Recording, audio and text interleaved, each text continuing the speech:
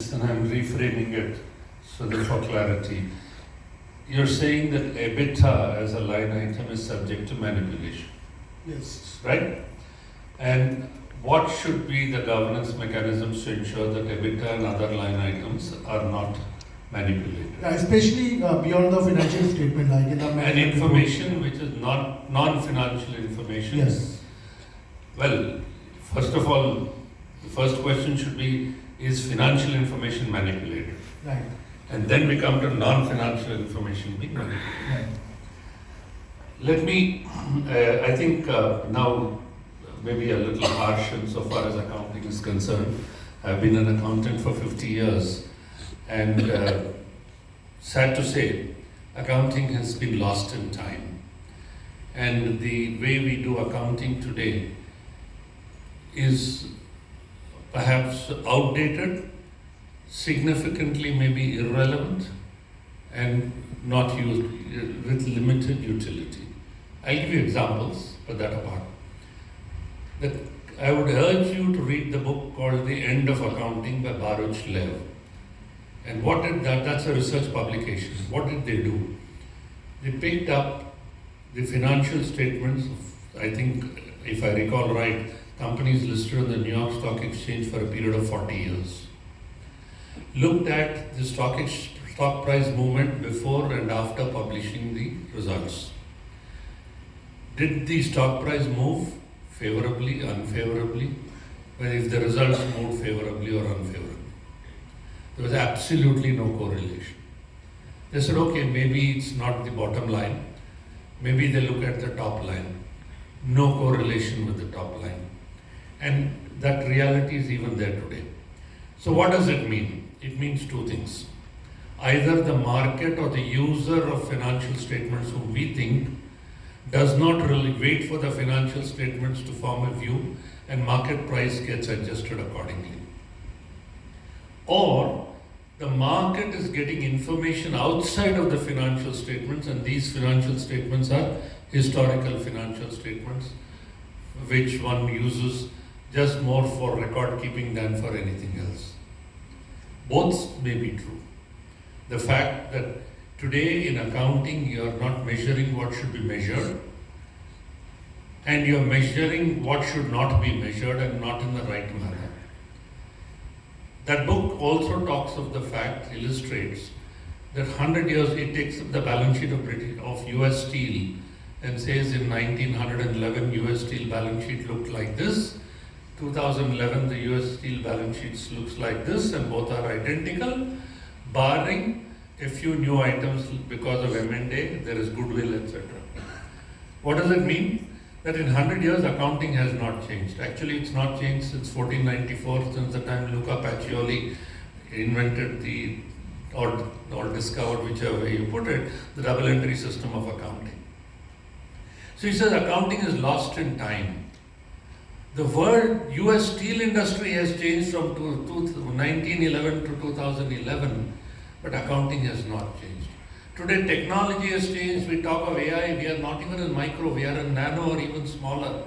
Now a small tiny chip I can store 1 terabyte.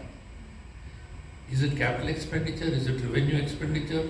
Accounting standard on capital and revenue expenditure has not changed. Your technology has changed. And look at another example I'll give you.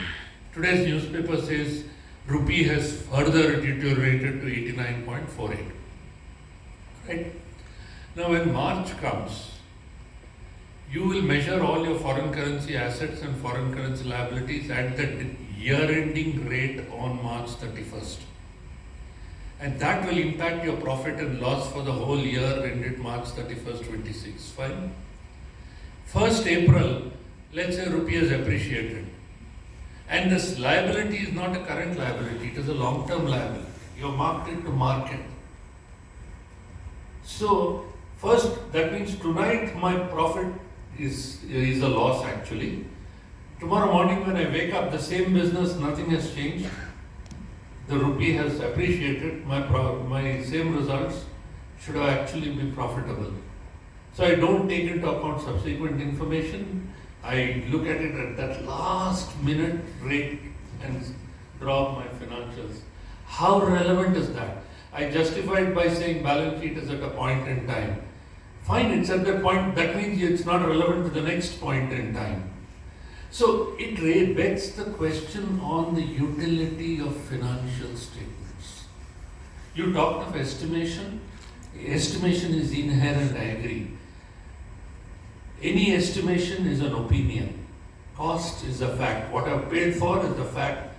What is the future? Nobody can predict the future, but you use certain assumptions of the future. It could be an exchange rate, it could be anything. Now, for instance, let's assume I'm an airline. I've invested in an airline. Last March, my investment may look very good. Operation Sindoor happens, which has got nothing to do with the airline, which is India and Pakistan, right? But Pakistan airspace is closed. Flights can't go through Pakistan, you have to go through a longer route. You burn more fuel, you incur more costs, and the airline business takes a hit. Now, can anybody predict that an Operation Sindoor will happen? The answer is no. Geopolitically, and Gaza will happen, you have to reroute even further. So, in every business, or take for example, investment in Hyderabad Metro company, there is a company which was invested, I am on the board of that company. Fine. You make a projection. Capacity today is 4.5 lakhs per day, which is the number of passengers. Suddenly, a new state government comes in and announces free bus ride for women. What happens? All the passengers who otherwise women passengers who go by metro would rather go by bus. And it's impacted the auto riders too. So what happens to the projections? So the question is projecting the future are based on more current elements which you extrapolate and do it. And so long as your current assumptions are valid, capable of being validated, then there is a feeling that the assumption is right. The world financial crisis, which happened in 2007, happened because everything was marked to market or marked to model.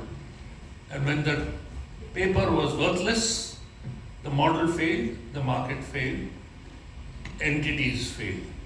So we have to take all of this with shiploads of salt, so long as we understand that these are estimates. And then we are cautionary as far as estimates is concerned. So coming back to your same question, I don't care whether it is EBITDA or top line or bottom line, etc. It is not the temperature. If I take a body temperature, I am healthy. It does not indicate whether I have cancer. Temperature doesn't indicate. Thermometer is only to measure temperature. Similarly, audit and financial statements measure only certain things. I need to pick various elements to determine health of an individual. Similarly, I need to pick various elements to determine health of an entity. So that one line, even if EBITDA is manipulated, I don't think it's going to change that picture because I don't look only at EBITDA.